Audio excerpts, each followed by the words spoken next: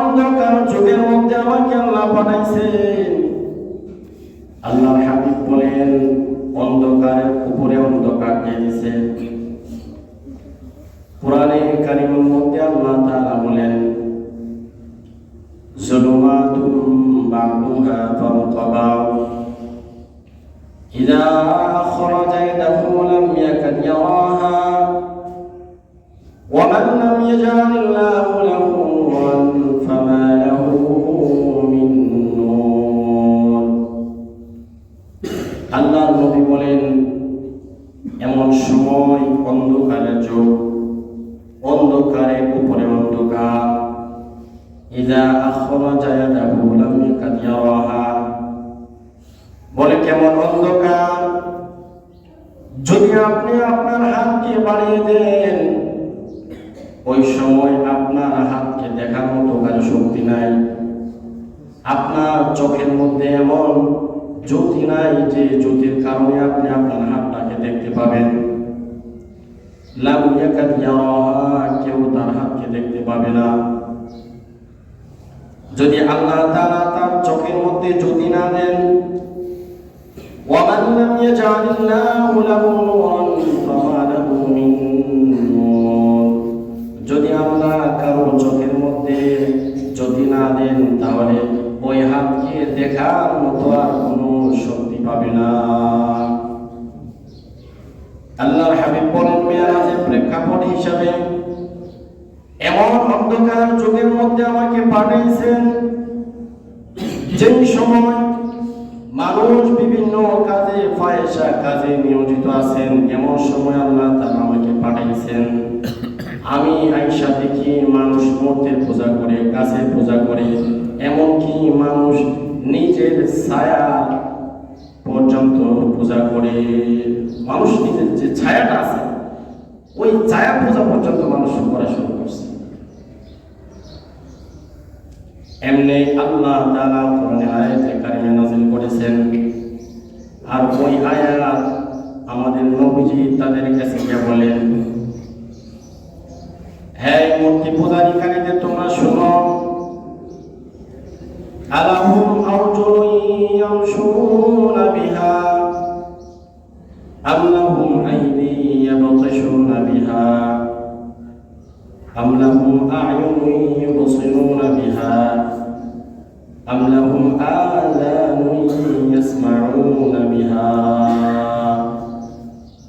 হে মূর্তি পূজারী তোমরা শোনো, তোমরা যাদেরকে উপাসনা করো, আলাহুম আরজুলুন ইয়ামশুনা বিহা, তোমরা যাদেরকে পূজা করো এই পূজাদের এমন কোন পা আছে যে পা দিয়া তারা চলতে পারে? বলে নাই।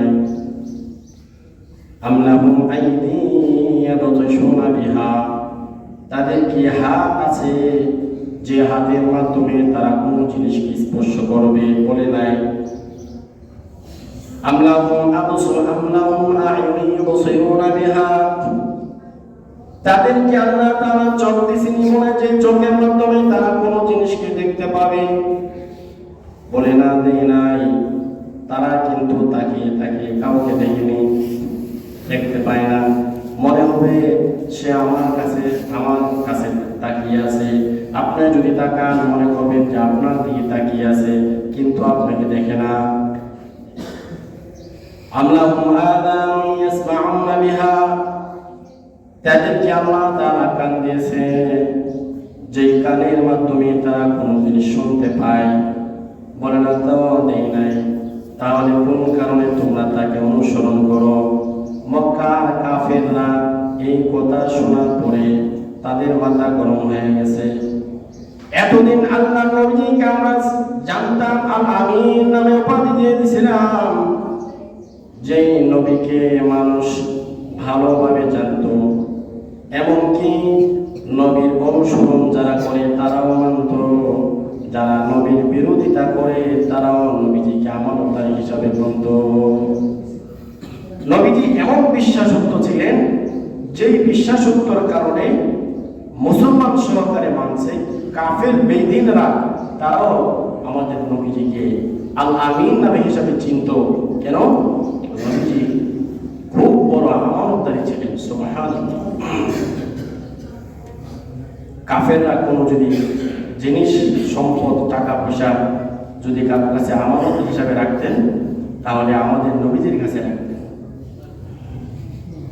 এত বিশ্বাসী ছিলেন। যখন আল্লাহর নবীজি কালিমার দাওয়াত দিলেন, কালিমার দাওয়াতের সঙ্গে সঙ্গে মানুষ উল্টো হয়ে গেছে। হাই নবী কি কয়, আমাদের মতের বিরুদ্ধে কথা কয়। আরেক আয়াত আল্লাহ তাআলা নাযিল করেছেন, ওই আয়াত তাদের সামনে শুনে দেন। والذين تدعون من دونه لا يستطيعون نصركم أنفسهم ولا هم ينصرون। এই মূর্তি পূজারীরা শোনো, তোমরা যাদেরকে উপাসনা করো,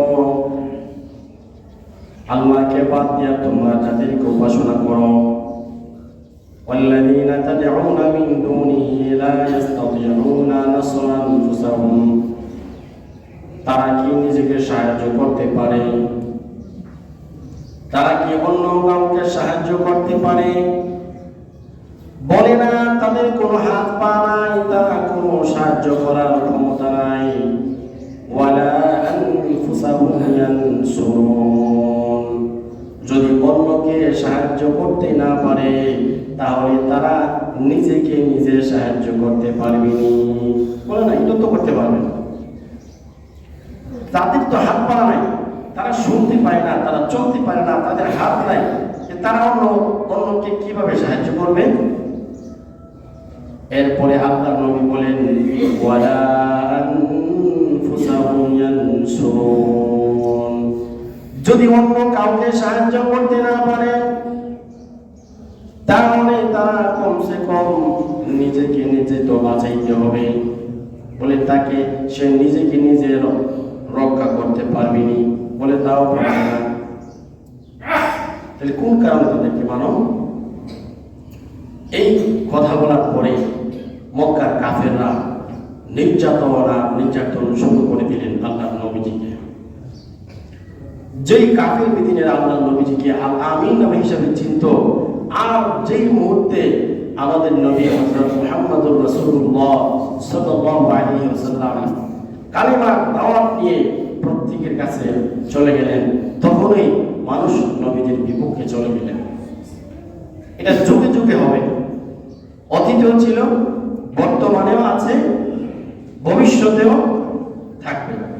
হকের দাওয়াত লয়ে যান, আপনাকে ঠাট্টা বিদ্রুপ করবে, আপনাকে উপহাস করবে, আপনাকে নিয়ে মজা করবে। হকের দাওয়াত নিয়ে গেলে তারপরেও দাওয়াত ছাড়া যাবে না।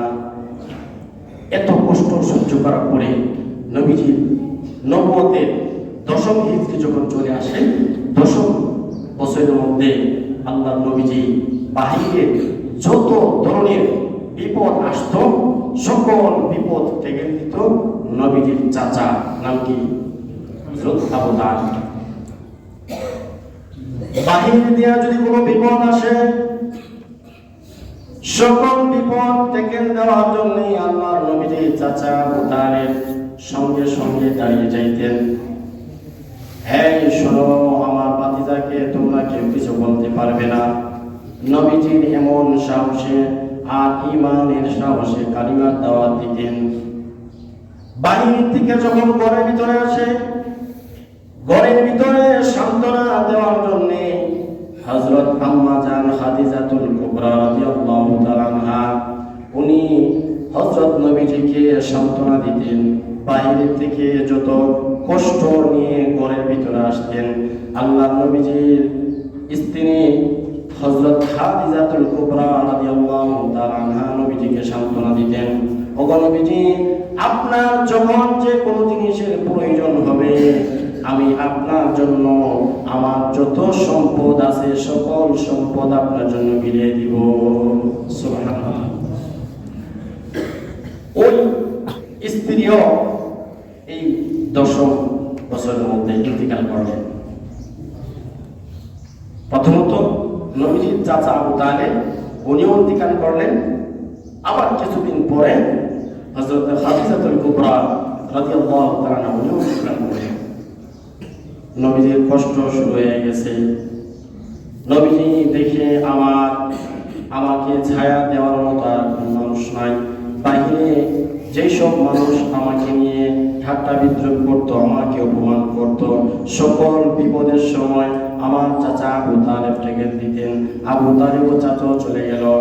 ভিতরে আমাদেরকে যে সান্ত্বনা দিতেন হযরত খাদিজাতুল কুবরা রাদিয়াল্লাহু তাআলা আনহা, উনিও দুনিয়া থেকে চলে গেলেন। নবীজির কষ্ট আর বাড়ে গেলেন।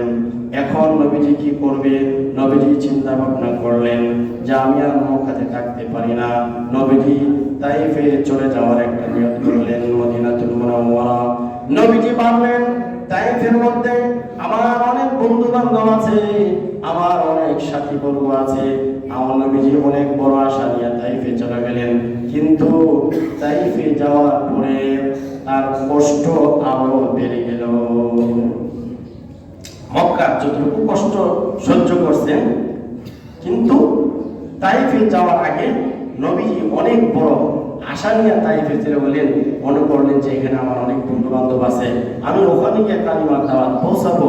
কিন্তু তাইফে যাওয়ার সঙ্গে সঙ্গে তাইফের বড় কাফের লিডাররা নবীজিকে পাথর মারা শুরু করলেন এবং যত যুবকরা আছে, উগ্রবাদী যুবকরা, তাদেরকে নবীজির বিরুদ্ধে ঢিলিয়ে দিলেন।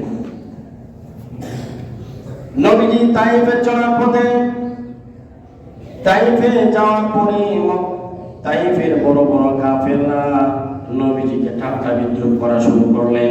নবীজিকে পাথরের মাধ্যমে আঘাত করতে লাগলেন এবং তাইফের যত যুবক আছে সকল যুবকদেরকে লাগিয়ে দিলেন। অনেক কষ্ট আর বেড়ে গেছে। তারপর কি করলেন?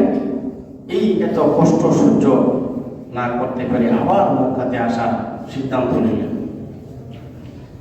এই কষ্ট দেখে আমার আল্লাহ রাব্বুল আলামিন জিবরাইলকে বলেন, ও জিবরাইল, আমার হাবিব এত কষ্ট করতেছে, তুমি কি দেখো না?